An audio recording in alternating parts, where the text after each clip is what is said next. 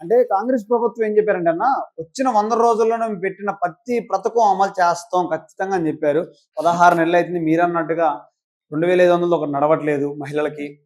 Gas అన్నారు. ప్రతి ఒక్క గ్యాస్ వాళ్ళకి 45 లక్షల కుటుంబాలకు 500కే సబ్సిడీ సిలిండర్ ఇస్తున్నాం. చాలా మంది ఇవాళ 200 పల్లెటూరులో ఎవరికి రావట్లేదు కదా. ఎవరన్నారు? నిజమైనటువంటి వాళ్ళకి వస్తుంది. కేసీఆర్ ప్రభుత్వం లాగా బలిసిన వాళ్ళకి సంక్షేమ పథకాలు ఇవ్వం. పేదవాళ్ళకి ఇలా రైతు కూలీలకు కూడా పనికి ఆహారం పథకంలో పనిచేసే వాళ్ళకు కూడా మేము ఇస్తానన్నట్టు 12,000 రూపాయలు ఇస్తున్నా. రెండో విడత వేయాల్సిన 6,000 రూపాయలు కూడా వేయబోతున్నాం.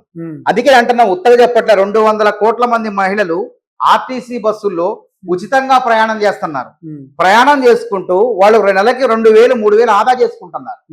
కాబట్టి అదే విధంగా 50 లక్షల మందికి 200 యూనిట్ల ఉచిత విద్యుత్ ఇస్తున్నాం. వాళ్ళందరూ సంతోషంగా ఉన్నారు. కాబట్టి అన్న ఇప్పుడు 11 కాదు, ఎక్కువే దాటిపోయినాయి. 10 12 దాటిపోయింది. 10 కాదు 12 దాటిపోతుంది. కాబట్టి ఇంటింటికి 10కి పైగా సంక్షేమ పథకాలు. ఏ ఎన్నికైనా పక్కా గెలిచేది రేవంత్ సర్కారే అని ప్రజలందరూ దీవిస్తున్నారు. ఇక మాకు ఎక్కడ వ్యతిరేక తేడా ఉంటది. అది వాళ్ళు కావాలని విష ప్రచారం చేస్తున్నారు. మేము ధైర్యంగా ఉన్నాం. నేను ఆత్మవిశ్వాసంతో చెప్తున్నా. జనహిత పాదయాత్ర జరుగుతుంది. రేవంత్ రెడ్డి చేయాల్సింది వేరే వ్యక్తి చేస్తున్నారు. మీనాక్షి నటరాజన్ గారు చేస్తున్నారు. ఏంటి ఇద్దరికి ఏమైనా విమర్శలు ఉన్నాయా? అట్లాంటిది ఏం లేవు. దాన్ని కావాలని బీఆర్ఎస్ పార్టీకి సంబంధించిన సోషల్ మీడియా వాళ్ళ సోషల్ మీడియా కొన్ని రాజకీయ పార్టీలు గిట్టనోళ్ళు చేసే ప్రచారం. రేవంత్ రెడ్డి, మీనాక్షి నటరాజన్, మహేష్ కుమార్ గౌడ్ వేరు కాదు. వీళ్ళు పార్టీలో ఉంటారు. పార్టీని ముందుకు తీసుకుపోతున్నారు. వీళ్ళు ముఖ్యమంత్రి రేవంత్ రెడ్డి, బట్టి విక్రమార్క వీళ్ళంతా ప్రభుత్వంలో ఉండి ప్రజలకు సంక్షేమ పథకాలని ఇచ్చిన మాట వాగ్దానాలను అమలు చేస్తుంటారు. కాబట్టి వీళ్ళు రోడ్ల మీదకి రాలేరు. ఇంకో సంచలన విషయం ఏంటంటే, ఎప్పుడు కూడా పాదయాత్రలో కాంగ్రెస్ కొత్త కాదు. మహాత్మా గాంధీ దండి ఉప్పు సత్యాగ్రహం తర్వాత ఉమ్మడి రాష్ట్రానికి వచ్చినట్లయితే రాజశేఖర రెడ్డి గారు పాదయాత్ర, ఆ తర్వాత రేవంత్ రెడ్డి గారు అచ్చంపేట టు హైదరాబాద్ వరకు కొంగర కలాన వరకు అప్పుడు ఎన్నికల కోడ్ రావడంతో అక్కడ ముగించారు. ఆ తర్వాత రాహుల్ గాంధీ గారి భారత్ జోడో యాత్ర 4,300 కిలోమీటర్లు నడిచారు.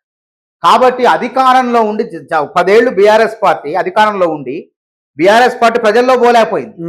కానీ అధికారంలో ఉండి 18 నెలలకు ఎందుకు పోగలిగారు? మీనాక్షి నటరాజన్ గారు, మహేష్ కుమార్ గౌడ్ గారు మేము చేసే సంక్షేమ ఫలాలు ప్రజలకు చేరే విధంగా, చేరని వాళ్లకు లబ్ధి చేకూర్చే విధంగా, ప్రజలు ఏం కోరుకుంటున్నారో విని ప్రభుత్వంలోని ముఖ్యమంత్రి రేవంత్ రెడ్డి గారికి చెప్పే విధంగా 42% రిజర్వేషన్లు బీజేపీ ప్రభుత్వం ఏ విధంగా అడ్డుకుంటుందో ప్రజల్ని చైతన్యం చేసే విధంగా, వర్గీకరణ చేసిన రాష్ట్రం ఎస్సీల్లో వర్గీకరణ చేసిన తొలి రాష్ట్రం తొలి ప్రభుత్వం కాంగ్రెస్ ప్రభుత్వం, రేవంత్ రెడ్డి నాయకత్వం అని చెప్పి ప్రచారం చేసుకుంటూ స్థానిక సంస్థల ఎన్నికల్లో మా కాంగ్రెస్ నాయకత్వాన్ని సమాయత్తం చేసేందుకు, ప్రజల్ని చైతన్యవంతం చేసేందుకు జనహిత పాదయాత్ర మొన్న మా పరిగి నియోజకవర్గంలో ప్రారంభమై ఇవాళ నిజామాబాదు, ఆర్మూరు దాటిపోయింది. నిజామాబాద్కు చేరుకున్నది.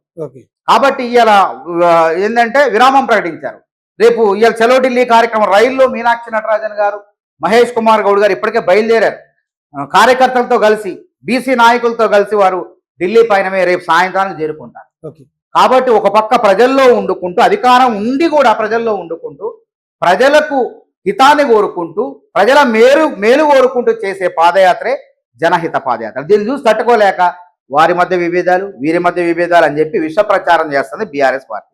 గ్రేట్ అన్న. నిన్న మొన్న ఒక సభలో మాట్లాడుతూ రేవంత్ రెడ్డి గారు యూట్యూబ్ జర్నలిస్టులని, డిజిటల్ మీడియాని కాలు మీద కాలేసుకున్నందుకు చెంప పగలగొడతని మాట్లాడడం జరిగింది.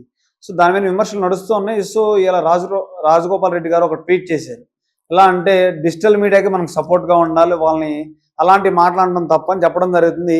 మరి ఎలా చూసుకోవచ్చు? మరి రేవంత్ రెడ్డి గారు అందరిని అనలేదు. ఈ డిజిటల్ కొంతమందిని కూడా పేరు కొంతమంది. ఇప్పుడు విషయం ఏంటంటే, రేవంత్ రెడ్డి గారు గతంలో మాట్లాడారు, ఇప్పుడు కూడా మాట్లాడారు. ఇక్కడ ఏమైంది, బీఆర్ఎస్ ఆధ్వర్యంలో 32 ఛానల్ నడుస్తున్నాయి. ఇప్పుడు మీలాంటి రెడ్ టీవీ కానీ ఏదన్నా అనుకో బొమ్మ బొరుసు. జర్నలిజం అంటే ప్రభుత్వానికి మంచి, ప్రభుత్వం చేసిన చెడు రెండు బొమ్మ బొరుసు లెక్క రూపాయి నాణానికి చెప్పుకుంటూ పోతారు. కానీ కొన్ని మీడియాలు ఎట్లయినాయి అంటే విషాన్ని చెబుతుంది. రేవంత్ రెడ్డి కాంగ్రెస్ ప్రభుత్వం ఇన్ని కష్టపడుతుంటే సన్న బియ్యం తర్వాత రేషన్ కార్డులు వాళ్ళు చేయని పని బీఆర్ఎస్ పార్టీ చేయని పని చెప్తుంటే కాంగ్రెస్ ప్రభుత్వం చేస్తే కనీసం దాని గురించి చెప్పరు. ఎప్పుడు రేవంత్ రెడ్డి రాహుల్ గాంధీ మధ్య విభేదాలు ఉన్నాయి. మైనాక్షి నటరాజన్ రాహుల్ గాంధీ మధ్య విభేదాలు. ఇట్లాంటి చిల్లర వార్తలు, పనికిమాలిన వార్తలు ప్రచారం చేసుకుంటూ ప్రజల మెదడులో విషయం చెబుతున్నారు. అందుకే రేవంత్ రెడ్డి గారు నిజంగా వాళ్ళ అర్హతలు ఉన్నారా అంటే కనీసం వాళ్ళకి ఎటువంటి అర్హతలు కూడా లేవు. కొంతమందికి వాళ్ళలో పనిచేసిన వాళ్ళకి, కొంతమంది రేవంత్ రెడ్డి గారు కూడా మెన్షన్ చేయడం జరగలేదు కదా అన్నట్టు. దాని ఉద్దేశం ఏంటంటే ఆయన ఉద్దేశం అదే, ఎవడైతే సభ్యత సంస్కారం సీనియర్ జర్నలిస్ట్ ఇస్తే మర్యాద ఇవ్వకపోవటం. ఇప్పుడు మా సీనియర్ నాయకుడు వచ్చింది అనుకోండి, గాంధీ భవన్ సమావేశం జరిగేటప్పుడు నాకన్నా పెద్ద నాయకుడు సీనియర్ నాయకుడు వస్తే నేను లేచి కుర్చీచి కూర్చోబెడితే నిల్చుంటా.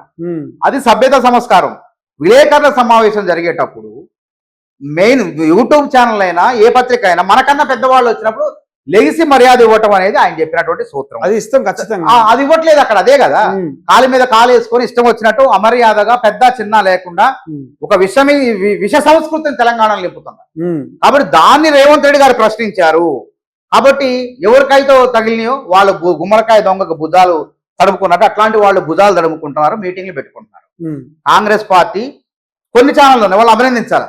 ఇప్పుడు మమ్మల్ని డబ్బా కొట్టమంటలేదు, మాకు భజన చేయమంటలేదు. కాంగ్రెస్ పార్టీ చేసే మంచిని, కాంగ్రెస్ పార్టీ చేసే చెడుని, కాంగ్రెస్ పార్టీ ఏ తప్పు చేస్తుందో దాన్ని తప్పుల్ని ప్రశ్నించాలి. అది జర్నలిజం. అట్లా కాకుంటే ఏమైందంటే శాడిజం శాడిజం అంటారు దీన్ని. వాళ్ళు చేసేది శాడిజం. కాబట్టి సైకోయిజం మానండి. చక్కని జర్నలిజం వృత్తికి పార్శ్వంగా అంటే బొమ్మ బొరుసు లెక్క మంచి చెడును రెండు చెప్పండి. మరి బీఆర్ఎస్ హయాంలో కాళేశ్వరం గురించి అది వచ్చింది, మరి అవినీతి జరిగిందా జరగలేదని చెప్తారు వాళ్ళు. విచారణ కమిషన్లు అక్కడ కుంగిపోతే బాంబులేసిన కాంగ్రెస్ పార్టీ బాంబులేసి పేల్చిందని కేటీఆర్ అంటాడు. అన్నప్పుడు మరి దాని మీద వాళ్ళ మీడియా ఏం మాట్లాడాలా? కొన్ని ఛానల్స్ మాట్లాడలేదా? కొన్ని ఛానల్స్ సపోర్ట్ అంటే తప్పుగా చెప్పలేదు. ఏమంటాం, మా భజన చేయొద్దంటలే. మా భజన చేయకుండా ప్రతిపక్షాన్ని కూడా తప్పుల్ని ఎత్తిపట్టండి, కాంగ్రెస్ చేసే తప్పులు చేయండి, కాంగ్రెస్ ప్రభుత్వం చేసే అభివృద్ధిని కూడా చూపించండి. మేము వద్దంటలేదు, మేమేమంటాను, రెండు కలపండి అంటాను. మంచి చెప్పండి, చెడు చెప్పండి, చేయాల్సింది చెప్పండి. అంతేగాని వద్దు లెగితే రేవంత్ రెడ్డి ఆ మీడియాలకు, రేవంత్ రెడ్డి రాహుల్ గాంధీ నెలలో 3 సార్లు అభినందించింది. నిన్న కాక మొన్న అభినందించింది. పోయిన నెలలో సిడబ్ల్యూసీ మీటింగ్లో రాహుల్ గాంధీ అభినందిస్తే రాహుల్ గాంధీ కలవట్లేదు. ఇది ఆ న్యూస్. సంక్షేమ పథకాలు అందట్లేదు, ఇక్కడ అన్యాయం జరిగింది, ఇది ప్రచారం చేయండి. నిజంగా అందకపోతే తెలుసుకొని విచారణ జరిపి పేదవాళ్ళకి న్యాయం చేస్తాం. అంతేగాని ఎవరికి పనికొస్తాయి అంట కూరకు రాని పేదవాడి కూటికి రాని బువ్వకు రాని వార్తలు ప్రచారం చేసి కేవలం బీఆర్ఎస్ కి రాజకీయ లబ్ధి కోసమే ప్రచారం చేసే టీవీ ఛానల్ బరాబర్ రేవంత్ రెడ్డి అంటాడు. మళ్ళీ అంటాడు ఈసారి కాంగ్రెస్ కార్యకర్త అట్లాంటి వాళ్ళని ఊరుకోరు.